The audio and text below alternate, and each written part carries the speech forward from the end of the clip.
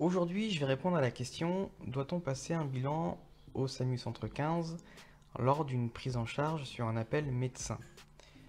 Alors pour répondre à cette question, on va voir trois cas de situation principales qui peuvent se présenter à vous.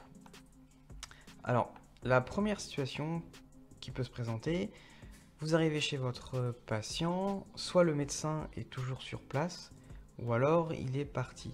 Mais en règle générale, les médecins sont déjà partis. Donc vous trouverez la fameuse lettre du médecin que vous lisez, et d'ailleurs vous devez la lire.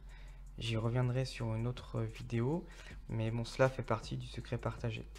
Donc votre patient ne montre pas de détresse vitale, les paramètres vitaux sont corrects, et on n'est pas dans le cadre d'une urgence absolue. Donc vous pouvez prendre en charge tranquillement et faire le transport en direction du centre de soins sans devoir passer un bilan au centre 15, mais bien sûr en assurant une surveillance.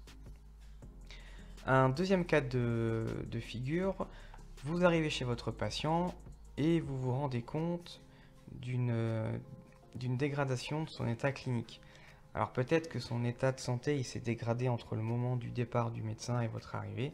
Dans ce cas-là, oui, vous ferez un bilan puis une transmission au centre 15 qui décidera ou non d'ouvrir un dossier. Et le troisième cas de figure, alors qui est beaucoup moins rare mais qui peut arriver, c'est que vous arrivez chez votre patient, vous lisez la lettre du médecin et vous lisez bien qui présente soit par exemple une suspicion d'AVC ou une douleur thoracique par exemple.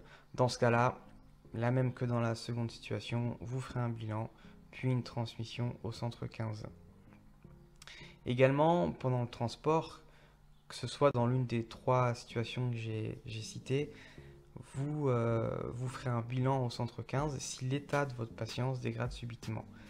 C'est pas parce qu'un patient peut aller bien à l'instant T que 15 minutes plus tard, son état ne peut pas se dégrader. Maintenant, dites-vous que dans le doute, pas de doute, c'est-à-dire que si vous n'êtes pas sûr de vous, rien ne vous empêche de vérifier les paramètres vitaux et de faire un bilan au centre 15.